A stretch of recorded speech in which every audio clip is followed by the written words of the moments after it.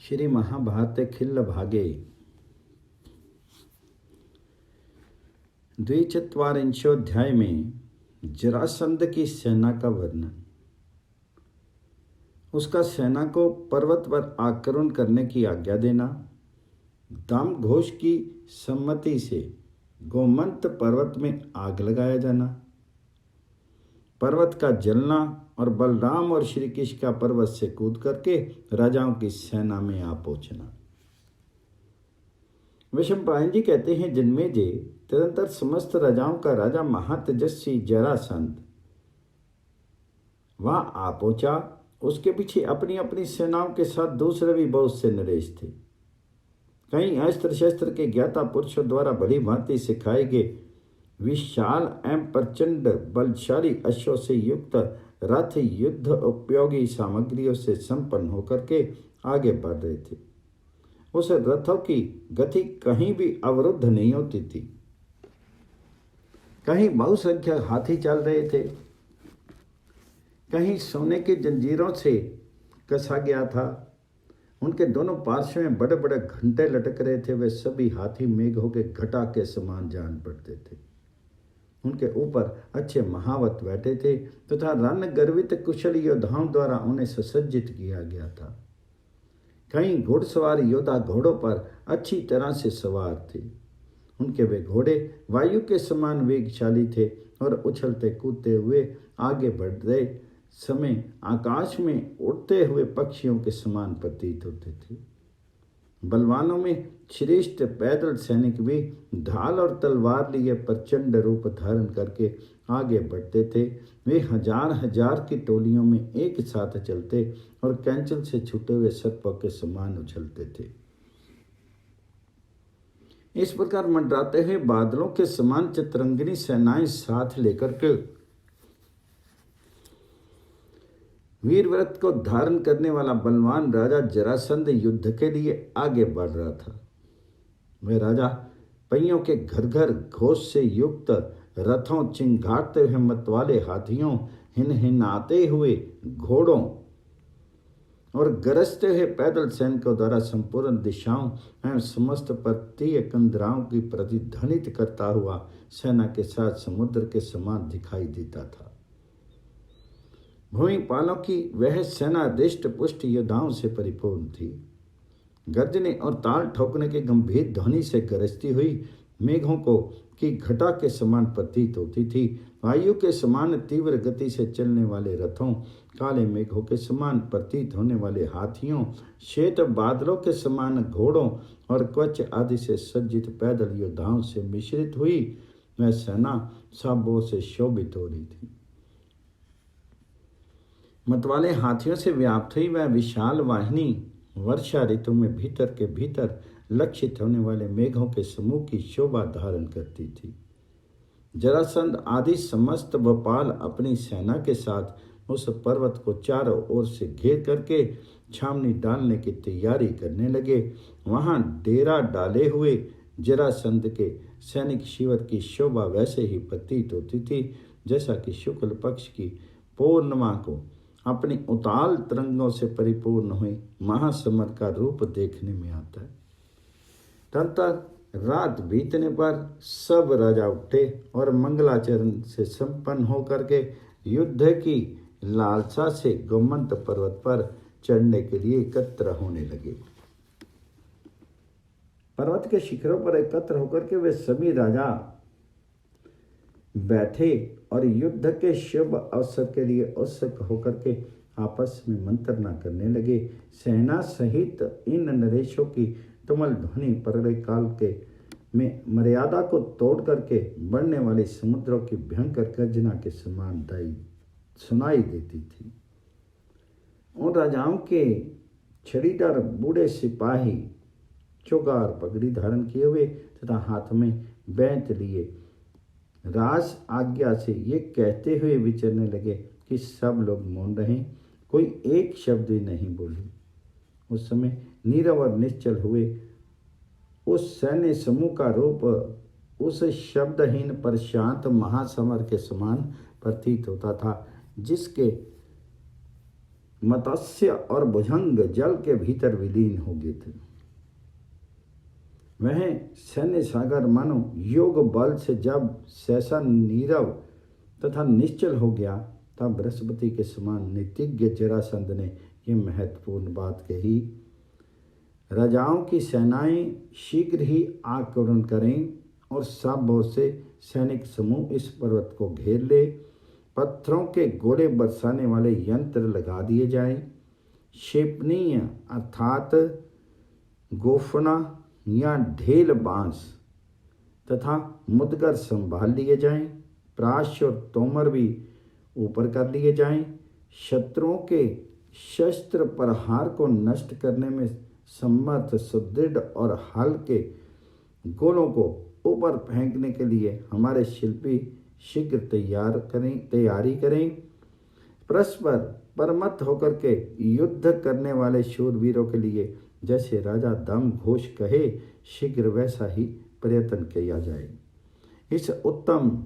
उस उत्तम पर्वत को टंक समूहों और खनित्रों से खोद करके विदीर्ण कर डाला जाए।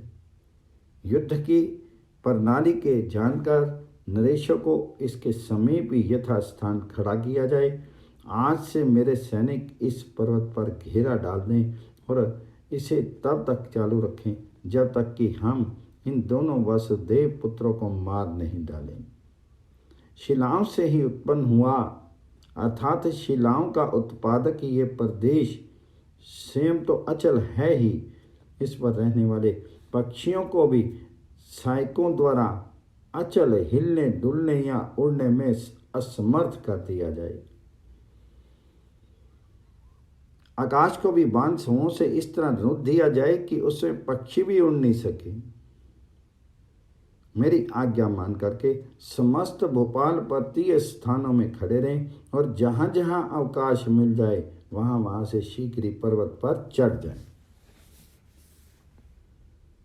मद्राज शल्य, कलिंगराज शतायु, चेकितान वाहनिक, काश्मीर राज गोनंद, करुष राज दंतवक्त्र, किन्नर राज द्रुम तथा पर्वतीय प्रदेश के योद्धा, यह सब लोग इस पर्वत के पश्चिम भाग पर शीघ्र चढ़ाई करते हैं। पूर्ववंशीय वेणु दारी, विदर्भ देशीय सोमक, भोज के अधिपति रुक्मी, मालवा के राजा सूर्याक्ष, पांचाल देश के अधिपति राजा ध्रुपद, अवंती के दोनों राजकुमार विंद और अनुविंद, पराक्रमी दंतवक्त्र, छागली, पुरमित्र, राजा विराट, कुशंबी नरेश, मालव, शतधन्वा, विदुरथ, भूरिश्रवा, त्रिगर्त, बाण और पंचनद, ये दुर्ग युद्ध का वेग सह सकने वाले नरेश शत्रुओं को कुचलते हुए इस पर्वत के उत्तर भाग पर चढ़ाई करें। इनका गौरव वज्र के तुल्य है। शकुनी पुत्र आलोक, अंशुमान के पुत्र वीर, एकलव्य, दिदाश, शत्रधर्मा, जयद्रथ, उत्तमोजा, शाल्व, केलराज, कैशिक, विदिशा के राजा वामदेव और पराक्रमी सुकेतु, इन सब के अधीन 10 पर्वत का पूर्व भाग सौंप दिया जाए। ये लोग जैसे वायु बादलों को छिन्न भिन्न कर देती है, उसी प्रकार शत्रुओं को विदीर्ण करते हुए उन पर धावा बोल दे। मैं दरद तथा पराक्रमी चिरिराज, धामघोष, कवच आदि से सज्जित होकर के इस पर्वत के दक्षिण भाग को विदीर्ण कर डालेंगे। इस प्रकार हमारी सेनाएं द्वारा चारों ओर से घिरा हुआ यह पर्वत शीघ्र ही मानो इस पर वज्र का आघात हो रहा हो, इस तरह घोर भय प्राप्त करे। गदाधारी वीर गधाओं से, परिघ चलाने वाले परिघों से तथा अन्य वीर नाना प्रकार के दूसरे अस्त्र शस्त्रों से इस श्रेष्ठ पर्वत के टुकड़े टुकड़े कर डाले। विषम एवं ऊंची शिलाओं से युक्त इस भूधर को आप सभी भोपाल मिलकर के आज ही भूमि के समान समतर कर डालें। जरासंध की बात सुनकर के समस्त राजाओं ने मगध राज की आज्ञा से गोमंत पर्वत को चारों ओर से घेर लिया, ठीक उसी तरह जैसे समुद्र पृथ्वी को घेरे हुए हैं। उस समय देवताओं के राजा इंद्र के समान चेदी वासियों के अधिपति राजा दामघोष ने जरासंध से कहा, राजन, ये पर्वतों में श्रेष्ठ गोमंत दुर्गम पर्वत है। इस पर युद्ध करने से आपको क्या लाभ होगा? इसके शिखर पर ऊंचे ऊंचे वृक्ष और कांटेरे हैं, अतः इस पर चढ़ना बहुत कठिन काम है। मेरी तो राय है, बहुत से काठ और घास फूस जुटा करके इस पर्वत को चारों ओर से घेर दिया जाए और अभी इसमें आग लगा दी जाए। इसी कार्य में शीघ्रता करनी चाहिए। दूसरे किसी प्रयत्न से कुछ होने वाला नहीं है, क्योंकि क्षत्रिय लोग सुकुमार होते हैं। ये रणभूमि में बाणों द्वारा ही युद्ध कर सकते हैं। पर्वत पर चढ़ना इनके लिए अत्यंत कठिन है। इस समय इन्हें दुर्गम पर्वत पर चढ़ करके वहाँ के पैदल योद्धाओं के साथ युद्ध करने के काम पर नियुक्त किया गया है, जो इनके लिए दुष्कर है। तात केवल घेरा डालने से या ऊपर चढ़ जाने से देवता भी इस पर्वत का मर्दन नहीं कर सकते। राजाओं, दुर्ग युद्ध में रोध युद्ध अर्थात घेरा डालने के द्वारा जो लड़ाई का क्रम चालू किया जाता है वह श्रेष्ठकर होता है, क्योंकि दुर्ग की खाद्य सामग्री समाप्त होने पर वहाँ के निवासियों का पतन असंभावी है। परंतु यहाँ पर्वत निवासियों के लिए खाने पीने की सामग्री सदा सुलभ है। अन्न, जल और लकड़ी की कमी हो जाए तभी पर्वतवासी योद्धाओं को धाराशायी किया जा सकता है। हमारी संख्या बहुत है और विपक्षियों की कम, ऐसा सोचना भी निपुण नीति का परिचायक नहीं है। ये दोनों यदुवंशी भी युद्ध के लिए तैयार खड़े हैं, अतः इनकी अवहेलना नहीं करनी चाहिए। इनके पूरे पूरे बल का ज्ञान किसी को नहीं है। ये दोनों देवताओं के समान तेजस्वी सुने जाते हैं। अपने कर्मों से तो ये अमर जान पड़ते हैं, क्योंकि बाल्यावस्था में ही ये अत्यंत बलशाली हैं। यदुकुल के इन श्रेष्ठ पुरुषों ने इस जगत में बड़े बड़े दुष्कर कर्म किए हैं, अतः सूखे काठों और तिनकों से आवेष्टित करके इस उत्तम पर्वत में हम सब बोर से आग लगा दें। इससे अचेत होकर के वे दोनों भस्म हो जाएंगे। यदि आग से जलते हुए वे दोनों हमारे पास से निकलेंगे तो हम सब लोग मिलकर के उन्हें मार गिराएंगे। इस तरह उन दोनों को अपने जीवन से हाथ धोना पड़ेगा।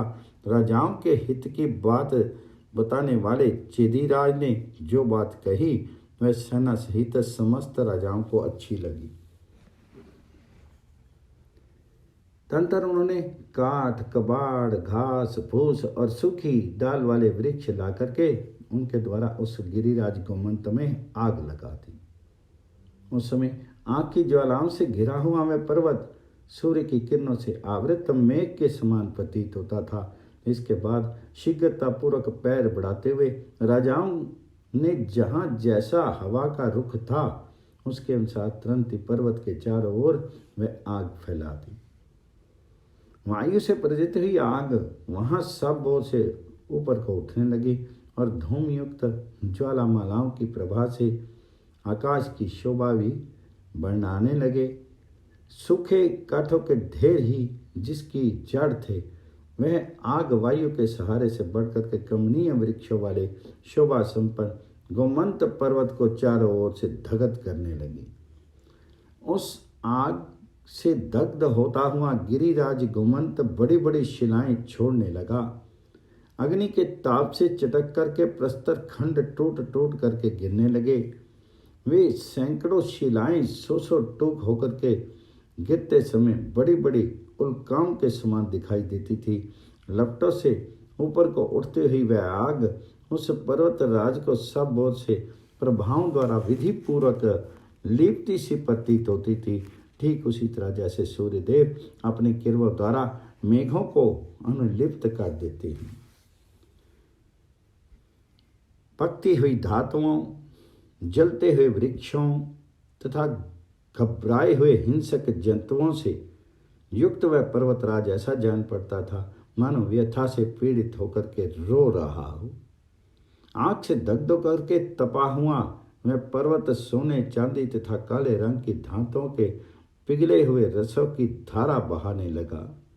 यद्यपि अग्नि से उसका सारा अंग उद्भासित हो उठा था, तो भी उसके ऊपरी भाग में धुएं का अंधकार सा छा रहा था। इसलिए उस पर्वत की अधिक शोभा नहीं हो रही थी। वह समुद्र में डूबते हुए मेघ के समान जान पड़ता था। उसके प्रस्तर समूह अलग हो होकर गिर रहे थे। उससे कड़े अंगारों की वर्षा हो रही थी। उस समय आग उगलने के कारण वह पर्वत उल्काओं की वर्षा करने वाले मेघ के समान प्रतीत होता था। उसके झरनों के स्तोत्र सूख गए, मध्य भाग में धुआं फैल गया। उस अवस्था में वह पर्वत पल्ले अग्नि से धक करके भस्म हुआ सा जान पड़ता था। उसके पार्श्व भागों से घबराए हुए सर्प निकलने लगे। उसके आधे शीर जल गए थे। उसकी आंख से क्रूरता टपक रही थी तथा वह अपने फैले हुए मस्तकों फनों से फुंकार मार रहे थे। आंख से झुलसे हुए सिंह और व्याघ्र भय से उद्विग्न होकर के बार बार उछल करके आकाश से नीचे मुंह किए गिरते और आर्तनाद करते थे। वहां के वृक्ष दग्ध होने के कारण अपने भीतर के रस को पानी के रूप में बहाने लगे। ऊपर को उठने वाली वायु भस्म और अंगारों से अत्यंत पिंगल वर्ण की होकर के बहने लगी और आकाश में धूम की छाया घुमड़ करके घिरी हुई मेघों की छटा के समान दिखाई देने लगी। पक्षी और हिंसक जंतु भी उसे छोड़ करके भाग रहे थे। वह महान शिखर वाला पर्वत अधिक आग बढ़ जाने के कारण व्याकुल सा हो उठा था। बड़ी बड़ी चंचल शिलाओं के ढेर से युक्त वह पर्वत आग से तप करके अपनी शिलाओं को इस प्रकार छोड़ रहा था मानो इंद्र के वज्र से विदीर्ण होकर के बिखरा जा रहा हो। उस पर्वतराज में आग लगा करके व्यू के आकार में सुसज्जित होकर के खड़े हुए क्षत्रिय उस प्रचंड पावक से संतप्त होकर के आधा कोस पीछे हट गए। मैं पर्तों में श्रेष्ठ गोमंत नष्ट होते हुए महान वृक्षों के साथ जब इस प्रकार धगध होने लगा, धूम भार से उसकी ओर देखना असंभव हो गया और उसका मूल भाग शिथिल होने लगा, तब बलराम जी ने केशी और मधु नामक दैत्यों का संहार करने वाले साक्षात विष्णु स्वरूप कमल नयन श्री कृष्ण से रोषपूर्वक कहा, तात श्री कृष्ण, हम लोगों से वैर हो जाने के कारण इन बलवान भूपतियों द्वारा छोटे बड़े शिखरों और वृक्षों सहित यह पर्वत जलाया जा रहा है। श्री कृष्ण देखो, चारों ओर आग से तपे और धुएं से भरे हुए इन जंगलों के वृक्षों के निकट ये उत्तम हाथी कर्ण क्रंदन सा कर रहे हैं। तात, यदि हम दोनों के लिए गोमंत जला दिया जाएगा तो ये संसार में हमारे लिए महान अपयश और कलंक की बात होगी। अतः योद्धा में श्रेष्ठ तथा युद्ध में पर्वत के समान अविचल रहने वाले श्री कृष्ण, इस गोमंत पर्वत से उरीन होने के लिए हम लोग अपनी भुजाओं से ही इन क्षत्रियों को मार डालेंगे। तात, ये सारे क्षत्रिय इस पर्वत को जला करके कवच आदि से सज्जित होकर के रथ पर बैठ करके यथास्थान युद्ध करने के लिए उत्सुक दिखाई देते हैं। ऐसा कहकर के मेरु पर्वत के शिखर से नीचे उतरने वाले चंद्रमा के समान कांतिमान वनमालाधारी नव युवक बलराम गोमंत पर्वत की चोटी से कूद पड़े। उस समय में कादम्बरी अर्थात सुधा या मधु के मध्य से कुछ मत हो रहे थे। उनके सिर पर नील वस्त्र शोभा पाता था। उनका मुख गौर वर्ण का था। वे शरत काल के चंद्रमा की भांति उज्जवल प्रभा से भासित हो रहे थे। उनका उदर भाग वनमाला से अलंकृत था। उन्होंने एक कान में कमनीय कुंडल धारण कर रखा था तथा उनके मस्तक पर मनोहर मुकुट शोभा दे रहा था। श्री कृष्ण के बड़े भाई बलराम नीचे मुंह किए राजाओं के बीच में ही कूद पड़े। बलराम जी के कूदने के पश्चात काले मेघ के समान श्याम कांतिमान और अमित पराक्रमी श्रीमान कृष्ण भी गोमंत शिखर से कूद पड़े। कूदते समय श्री हरि ने उस श्रेष्ठ पर्वत को अपने दोनों पैरों से दबाया। उसके द्वारा दबाव पड़ने पर वह पर्वत चारों ओर से जलमग्न हो गया। उसका एक एक पत्थर जल से नहा उठा और मद की बूंदें टपकने लगी। हाथी के समान जल का स्तोत्र बहाने लगा। उस जल से वहां की सारी आग तत्काल बुझ गई। मानो प्रलय काल में मेघ समूह तरह बरसाई हुई वारी धाराओं से अंशुमाली सूर्य शांत हो गए हों।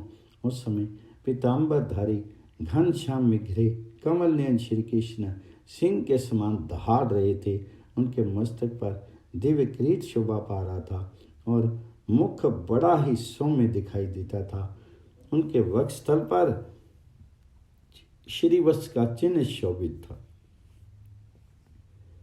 मुख बहुत ही सुंदर था और अंगों की कांति देवराज इंद्र के समान प्रकाशित हो रही थी। बलराम जी के बाद महापराक्रमी श्री कृष्ण भी वहीं राजाओं के बीच में ही कूद पड़े थे। उन दोनों भाइयों के कूदने से उनके चरणों का दबाव पाकर के वह पर्वत जल के स्तोत्र बहाने लग गया था, जो उस भयानक अग्नि को बुझाने में सहायक हुआ। पर्वत से जल के स्तोत्र निकलते देख करके राजाओं के मन में भय समा गया। इस प्रकार श्री महाभारत के खिल्लभाग हरिवंश के अंतर्गत विष्णु पर्व में गोमंत पर्वत का दा विषयक 42वां अध्याय पूर्ण हुआ। श्री महाभारते खिल्लभागे 43 में श्री कृष्ण और बलराम का जरासंध और उसकी सेनाओं के साथ युद्ध, राजा दरद की मृत्यु, जरासंध का पराजित होकर के पलायन तथा चिदिराज दामघोष के साथ श्री कृष्ण और बलराम का करवीरपुर में जाना। वैशंपायन जी कहते हैं, जन्मेजय वसुदेव के उन दोनों पुत्रों को पर्वत से कूद करके आया देख करके उन नरेशों की सारी सेना में हलचल मच गई। उनके वाहनों पर मोह छा गया। रोष में भरे हुए वे दोनों यदुवंशी वीर अपनी भुजाओं से ही आयुध का काम लेते हुए उस विशाल सेना में विचरने लगे, जैसे दो महान मगर समुद्र को विशुद्ध करते हुए उनके भीतर घूम रहे हैं। सम्रांगण में प्रविष्ट होने पर उन दोनों यादवों के मन में अपने पुराने आयुधों को ग्रहण करने का विचार हुआ। फिर तो सहस्त्रों राजाओं के बीच में युद्ध की आकांक्षा रखने तथा समर में शोभा पाने वाले उन दोनों महात्माओं के हाथ में आकाश से ही वे ही अस्त्र शस्त्र आगे जो मथुरा के युद्ध में उन दोनों को प्राप्त हुए थे। उस युद्ध संबंधी विपल्लव के समय वे ही प्रज्वलित अग्नि के तुल्य तेजस्वी दीप्तिमान और शत्रुओं को चाट जाने वाले दिव्य अस्त्र आकाश से आ पड़े, जिन्हें वे यादव वीर मथुरा में ही आकाश में फेंक कर चले गए थे। उन यदुवंशी वीरों को पुनः उन दिव्य अस्त्रों की प्राप्ति होगी। उन अस्त्रों के पीछे मांस भक्षी भूत प्रेत आदि भी आ रहे थे। वे विशाल अस्त्र मूर्तिमान होकर के उस युद्ध में समस्त राजाओं के रक्त मांस का उपभोग करने के लिए मानो भूखे प्यासे हों। उन सब ने दिव्य पुष्प की मालाएं धारण की थी। वे अपनी प्रभा से प्रकाशित होकर के दसों दिशाओं को शोभित करते थे और आकाशचारी प्राणियों को भी भयभीत कर देते थे। सामवर्तक हल, सुनंद मूसल, सुदर्शन चक्र और कौमोद की गदा, भगवान विष्णु के ये 4 तेजस्वी अस्त्र शस्त्र उस महासमर में उन दोनों यादव वीरों के लिए उतरे थे। पहले बलराम जी ने रणभूमि में सुंदर आकृति वाले सर्पराज के समान सर्पणशील तथा दिव्य मालाओं से अलंकृत हल को अपने दाएं हाथ में ग्रहण किया। फिर उस यदुकुल तिलक बलवान वीर ने बाएं हाथ से सुनंद नामक उत्तम मूसल को ग्रहण किया, जो शत्रुओं को आनंद शून्य कर देने वाला था। तत्पश्चात भगवान श्री कृष्ण ने संपूर्ण लोकों में दर्शनीय तथा सूर्य के समान तेजस्वी सुदर्शन नामक चक्र को बड़ी प्रसन्नता के साथ ग्रहण किया। फिर समस्त लोकों में दर्शनीय तथा मेघों के गर्जना के समान टंकार ध्वनि करने वाले शांगर नाम से विख्यात धनुष को भी उस बलवान श्री कृष्ण ने प्रसन्नतापूर्वक अपने हाथ में ले लिया। तंत्र देवताओं ने जिनसे अपना प्रयोजन निवेदन किया था तथा जिनके नेत्र विकसित कुमुद कुसुम के समान शोभायमान हैं, उन भगवान श्री कृष्ण के दूसरे हाथ में कुमोदकी नामक गदा आ गई। साक्षात विष्णु के से विग्रह वाले वे दोनों वीर बलराम और श्री कृष्ण जब अस्त्र शस्त्रों से संपन्न हो गए, तब समर भूमि में उन शत्रुओं के साथ युद्ध करने लगे। अस्त्र ग्रहण करके सम्रांगन में खड़े हुए वे दोनों अग्रज और अनुज वीर बलराम तथा श्री कृष्ण अन्योन्य में एक दूसरों पर आश्रित अथवा एक दूसरों के स्वरूप थे। रणभूमि में उनकी तुलना करने वाला दूसरा कोई नहीं था। वे दोनों एक ही विष्णु के दो स्वरूप थे तथा शत्रुओं का प्रतिकार करते हुए सर्वसम्मतीश्वर की भांति पराक्रम प्रकट कर रहे थे।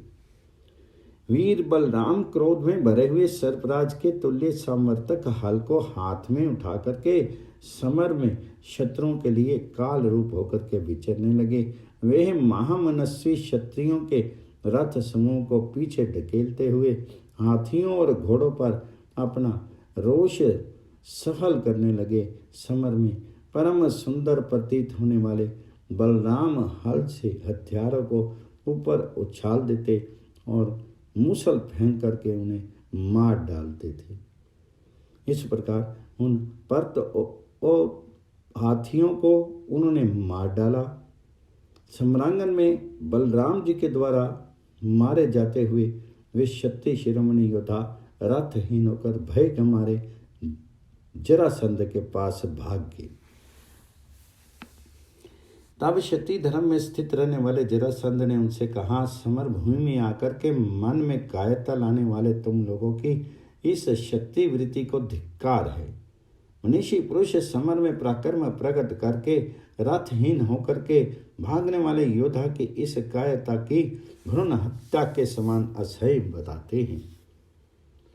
ये ग्वाला अत्यंत बलहीन है, पैदल है और पृथ्वी पर अकेला खड़ा है। भला इससे भयभीत होकर के तुम लोग क्यों भाग रहे हो? तुम्हारे इस क्षत्रिय वृत्ति को धिक्कार है। मेरी आज्ञा से प्रेरित होकर के तुम सब लोग शीघ्र ही शत्रु पर आक्रमण करो। तब तक मैं रणभूमि में इन दोनों ग्वालों को मार करके यम लोक भेज देता हूँ। तब जरासंध से प्रेरित होकर के वे समस्त क्षत्रिय बाण समूहों की वर्षा करते हुए बड़े हर्ष के साथ युद्ध के लिए डट गए। वे सोने के आभूषण थे, विभूषित अश्वों, चंद्रमा के समान कांतिमान रथों और महात्मों द्वारा हाके गए एवं मेघों के समान काले रंग वाले हाथियों द्वारा रणभूमि में आगे बढ़ने लगे। उनके शीर में कवच और हाथों में खड्ग थे। वे आयुध आभूषण तथा वस्त्रों से सुसज्जित थे। उन्होंने धनुषों को भली भांति चढ़ा रखा था। वे बाणों और तरकशों से संपन्न थे। जो राजा रणभूमि में रथों पर बैठे हुए थे, उनके सिर पर ऊंचे छतर तने थे तथा मनोहर चामरों द्वारा उनके लिए हवा की जा रही थी। इस तरह वे सभी बड़ी शोभा पाते थे। युद्ध की रणभूमि में उतर करके सब और धावा करने वाले में महाबाहु वीर वसुदेव पुत्र युद्ध के लिए उत्सुक दिखाई देते थे। वहां रणभूमि में उन दोनों भाइयों तथा उन राजाओं में भारी युद्ध होने लगा। उन्हें बहुत से बाणों की वर्षा की जा रही थी। गदाओं के आघात से उसी युद्ध की भयंकरता और बढ़ गई थी। तदंतर सहस्त्रों बाणों की बौछार ग्रहण करते हुए वे दोनों युद्ध अभिलाषी महायोद्धा वर्षा का आघात सहन करने वाले दो पर्वतों के समान वहां अविचल भाव से खड़े थे। शत्रु की भारी गधाओं, गोफनों, ढेल भांसों और मुद्रकों की मार से पीड़ित होते हुए भी वे दोनों महाधनुधर यादव वीर कंपित नहीं हुए। तत्पश्चात शंख, चक्र और गदा धारण करने वाले घनश्याम विग्रह महातेजस्वी श्री कृष्ण वायु से प्रेरित होकर के प्रज्वलित हुई अग्नि के समान बढ़ने लगे। सम्रांगन में उन वीर मधुसूदन ने तेज से उद्दीप्त होने वाले सूर्य तुल तेजस्वी चक्र के द्वारा मनुष्यों, हाथियों, घोड़ों तथा बड़े बड़े रथों के भी टुकड़े टुकड़े कर डाले। गदा के आघात से मारे गए तथा हाल से खींच करके नष्ट किए गए राजा लोग अपनी चेतना खोकर के रणभूमि में खड़े नहीं रह सके। चक्र के छुरों से टुकड़े टुकड़े किए गए राजाओं के विचित्र रथ समूह भग्न होकर के युद्ध भूमि में आगे नहीं बढ़ सके। मूसलों की मार से घायल हुए 60 वर्षों की अवस्था वाले हाथी दांत टूट जाने के कारण शरद ऋतु के जलहीन बादलों के समान असमर्थ होकर के आर्त भाव से चीत्कार कर रहे थे।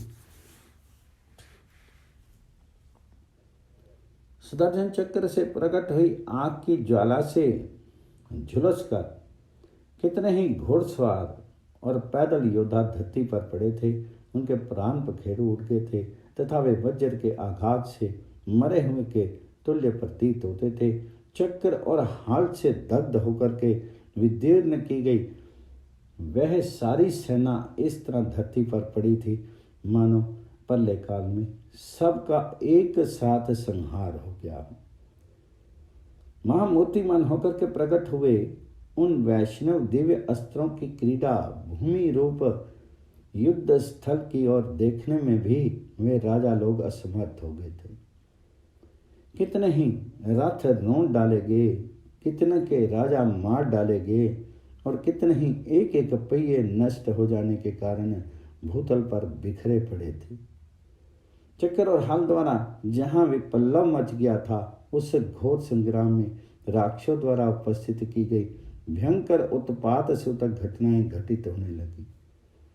जो आर्त भाव से चीख रहे थे तथा जो बांस की तरह चीर डाले गए थे ऐसे मनुष्यों, हाथियों, रथारोहियों और घोड़ों की अंतिम संख्या कितनी है इसका पता लगाना असंभव हो गया। धरती पर पड़े हुए राजाओं के रुधिर से भीगी हुई वह रणभूमि लाल चंदन से आर्द्र अंग वाली नारी के समान भयंकर प्रतीत होती थी। मनुष्यों के केशों, हड्डियों, मज्जाओं तथा आंतों से मिला हुआ कटे हाथियों के रक्त का प्रवाह वहां की भूमि को आच्छादित करता जा रहा था। वह रणभूमि बड़ी भयानक प्रतीत होती थी। वहां मनुष्यों और उनके वाहनों का संहार हो रहा था। गोदड़ियों के अमंगल सूचक शब्द वहां सदा गूंजते रहते थे। वह देखने में भी बड़ी भयंकर थी। आर्त प्राणियों की चीख पुकार का शब्द सब और फैला हुआ था। रक्त के कितने ही कुंड बन गए थे। हाथियों की लाशों से ढकी हुई वह युद्ध स्थली काल की क्रीड़ा भूमि के समान प्रतीत होती थी। कहीं योद्धाओं की बाहें कट करके गिरी थी, कहीं बहुत से योद्धा ही मरे पड़े थे और कहीं विदीर्ण हुए घोड़ों की लाशें बिछी हुई थी। बड़े बड़े बगुलों, कौओं और गीदों को की बोरियों से वह सम्रांगन गूंज रहा था। जहां बड़े बड़े भूमिपाल धाराशायी हो रहे थे और मृत्यु एक साधारण सी बात हो गई थी, उस रणभूमि में काल के समान दिखाई देने वाले श्री कृष्ण शत्रुओं का वध करने के लिए विचर रहे थे। प्रलय काल के सूर्य की भांति प्रकाशित होने वाले चक्र और लोहे की बनी हुई काली गधा को हाथ में लेकर के भगवान श्री कृष्ण सेना के मध्य की भूमि में खड़े होकर के राजाओं से इस प्रकार बोले। हाथी, घोड़े और रथों से युक्त शूरवीरों, अब युद्ध क्यों नहीं करते हो? अस्त्रों के विद्वान तथा युद्ध का दृढ़ निश्चय रखने वाले वीरों, क्यों इस प्रकार पलायन करते हो? मैं तो युद्ध में अपने बड़े भाई के साथ तुम्हारे सामने पैदल ही खड़ा हूँ। युद्ध में जिसने दोष नहीं देखा है तथा जिसके द्वारा तुम लोग पालित हुए हो, वह जरासंध अब हमारे सामने क्यों नहीं आ रहा है? श्री कृष्ण के ऐसा कहने पर परकर्मी राजा दरद सेना के मध्य में खड़े हुए तथा हाल के अग्रभाग से उग्र भुजा वाले बलराम के सामने आया।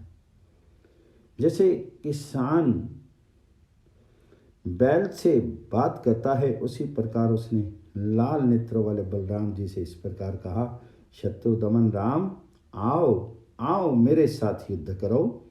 बलराम और दरद दोनों जगत के श्रेष्ठ वीर थे। युद्ध स्थल में उन दोनों का बलपूर्वक संग्राम होने लगा, मानो दो हाथी आपस में लड़ रहे। तब बलवानों में श्रेष्ठ बलराम ने युद्ध स्थल में दरद के कंधे से हाल फंसा करके उसे मूसल से मार डाला। मूसल से मारे के दरद का मस्तक उसके शीर में ही घुस गया और विदीर्ण हुए पर्वत की भांति पृथ्वी पर गिर पड़ा। राजाओं में श्रेष्ठ दरद के बलराम द्वारा मारे जाने पर राजा जरासंध का उनके साथ अत्यंत भयंकर एवं रोमांचकारी युद्ध होने लगा, मानो देवराज इंद्र का वृतासुर के साथ संग्राम हो रहा हो। वे दोनों पराक्रमी वीर गदाएं हाथ में लेकर के पृथ्वी को कंपित करते हुए एक दूसरे की ओर दौड़े। दो विशाल गदाएं उठाए हुए वे दोनों महामनस्वी योद्धा शिखरों से युक्त दो पर्वतों के समान दिखाई देते थे। उन दोनों पुरुष प्रवर वीरों को युद्ध करते देख करके दूसरों के युद्ध बंद हो गए। गदा युद्धों में विश्वास विख्यात जरासंध और बलराम रोष आवेश में भरे हुए से एक दूसरे पर धावा करते थे। वे दोनों महाबली वीर संसार में गदा युद्ध के उत्तम आचार्य कहे जाते थे।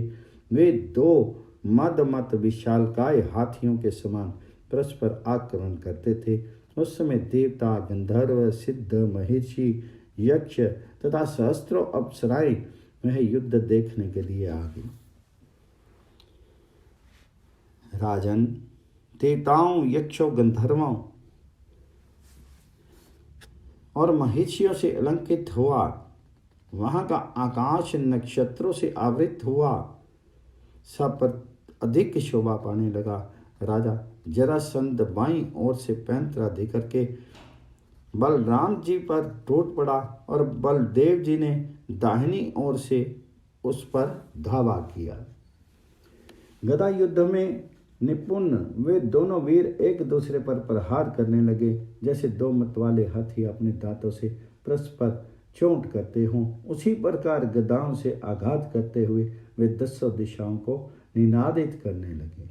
रणभूमि में बलराम जी की गदा के आघात का शब्द वज्रपात के समान सुनाई पड़ता था तथा जरासंध के गदा घात की ध्वनि फटते हुए पहाड़ के समान प्रतीत होती थी।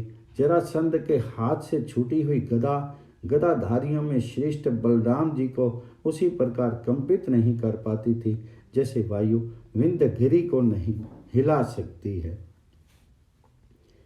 बलराम जी की गदा का वेग मगधराज जरासंध बड़े धैर्य से सहन करता और शिक्षा कौशल से उसको विफल भी कर देता था। उस समय आकाश में सब लोगों के समक्ष सुस्पष्ट स्वर में देवी वाणी सुनाई दी, दूसरों को मान देने वाले बलराम, जरासंध का वध तुम्हारे हाथों से होने वाला नहीं है, अतः खेद मत करो। इसकी मृत्यु का विधान मेरे द्वारा बना दिया गया है, अतः तुम इससे युद्ध से विरत हो जाओ। थोड़े ही समय में मगध राज को अपने प्राणों से हाथ धोना पड़ेगा। मैं आकाशवाणी सुनकर के जरासंध का मन उदास हो गया। तदंतर बलराम ने उस पर पुनः प्रहार नहीं किया। वे दोनों वीर युद्ध से विरत हो गए। महाराज, इसके पहले ये वृष्णिवंशी योद्धा और वे राजा लोग दीर्घ काल तक एक दूसरे पर प्रहार करते रहे। जब राजा जरासंध पराजित होकर के पलायन करने लगा, तब उसकी सारी सेना खाली हो गई। उसके विशाल रथ पीछे की ओर लौट के वे राजा व्याघ्र के सूंघे हुए मृगों के समान मन ही मन बहुत डरे हुए थे। अतः अपने हाथी घोड़ों और रथों को हाँकते हुए रणभूमि से भाग चले। जिनका घमंड चूर चूर हो गया था, उन महारथी नरेशों द्वारा परित्यक्त हुए उस घोर युद्ध स्थल में अधिकतर मांस भक्षी जीव जंतु ही रह गए। इससे वह बड़ा भयंकर प्रतीत होता था। जब मुख्य मुख्य रथी भाग चले, तब महातेजस्वी चेदीराज दामघोष ने यादवों के साथ अपने संबंध को स्मरण करके श्री कृष्ण का ही अनुसरण किया। निष्पाप जन्मेजय करुष और चेदी देश की सेना से घिरे हुए चेदीराज श्री कृष्ण के साथ संबंध बढ़ाने की इच्छा से उसने इस प्रकार बोले, यादव नंदन, मैं तुम्हारी बुआ का पति हूँ और सेना सहित तुम्हारे पास आया हूँ। प्रभु, तुम मेरे परम प्रिय हो। मैंने इस मंदबुद्धि राजा जरासंध से कहा था कि अरे दुर्बुद्धे, तो इस विग्रह से श्री कृष्ण के साथ युद्ध करने से विरत हो जा, किंतु इसने नहीं माना। इसने मेरे इस कथन को निंदा की थी, अतः अब मैंने इसे त्याग दिया है। युद्ध में तुम्हारे द्वारा पराजित होकर के यह जरासंध अपने साथियों सहित भागा जा रहा है, परंतु ये राजा वैर भाव छोड़ करके अपने नगर को नहीं लौट रहा है। अतः ये फिर तुम्हारे प्रति ही दूसरे पाप पूर्ण कृत्य का प्रदर्शन करेगा। इसलिए आप तुम शीघ्र ही इस भूमि को त्याग दो। ये मुर्दे मनुष्यों से भरी हुई है और यह सब और हिंसक प्राणी छा गए हैं। अब ये स्थान मानवेतर राक्षस आदि प्राणियों के लिए ही सेवन करने योग्य है। श्री कृष्ण, अब हम लोग सैनिकों और सेवकों सहित करवीरपुर में चले। वहाँ शिगाल नाम से विख्यात राजा वासुदेव रहते हैं, उनसे हम मिलेंगे। ये 2 श्रेष्ठ रथ मैंने तुम दोनों भाइयों के लिए तैयार करवाए हैं। इनमें शीघ्रगामी घोड़े जुते हुए हैं। इनके साथ अंग पहिए घोड़े और कुबर आदि सदृढ़ हैं। तुम्हारा भला हो, तुम बलदेव जी के साथ शीघ्र रथ पर आरूढ़ हो जाओ। हमें करवीरपुर में निवास करने वाला राजा शिगाल से मिलने के लिए जल्दी लगी हुई है। वैशंपायन जी कहते हैं, जन्मेजय उस समय अपने फूफा चेदीराज दामघोष का ये वचन सुनकर के जगत गुरु श्री कृष्ण के मन में बड़ी प्रसन्नता हुई। वे बोले, अहो, हम लोग युद्ध से संतप्त हो गए थे। आपने एक आत्मीय बंधु की भांति आकर के अपने देश कालोचित वचन रूपी जल से हमें नहला दिया है। चेदीराज, इस जगत में देश काल के अनुरूप हितकर और मधुर वचन बोलने वाले लोग दुर्लभ हैं। चेदीनाथ, आपके दर्शन से हम दोनों स्नात हो गए। जब हमारे आप जैसे बंधु यहाँ मौजूद हैं, तब यहाँ हमारे लिए कुछ भी अप्राप्य नहीं है। चेदी कुलभूषण, हम दोनों आपसे स्नात होकर के जरासंध तथा उसके समान जो दूसरे राजा हैं, उन सब को मौत के घाट उतार देने में सम्मत हैं। चेदी प्रवर, समस्त राजाओं में आप ही यदुवंशियों के प्रथम बंधु हैं। आपको बहुत से संग्राम देखने को मिलेंगे। युद्ध से जीवन निर्वाह करने वाले जो राजा इस लोक में जीवित रहेंगे, वे आज के इस चाक्रमोसल युद्ध की सदा चर्चा करेंगे। पत्तों में श्रेष्ठ गोमंत के समीप युद्ध में हमारे द्वारा जो ये राजाओं की पराजय हुई है, इसके सुनने अथवा स्मरण करने से भी मनुष्य स्वर्गलोक में जाएंगे। अतः महान चेदीराज, अब हम लोग आपके बताए हुए मार्ग से अपने कल्याण के लिए उत्तम नगर करवीरपुर को चलें। तदंतर वे सब के सब 3 मूर्तिमान अग्नियों के समान रथ पर आरूढ़ हो हवा की भांति उड़ने वाले घोड़ों द्वारा विशाल मार्ग पर चल दिए। वे देवोपम वीर मार्ग में 3 रात निवास करके उत्तम करवीरपुर में जा पहुँचे। वहाँ उन्होंने अपने भले के लिए एक सुखद स्थान में डेरा डाला। इस प्रकार श्री महाभारत के खिल्लबाग हरिवंश के अंतर्गत विष्णुपुर में श्री कृष्ण आदि का करवीरपुर में गमन विषयक 43वां अध्याय पूर्ण हुआ।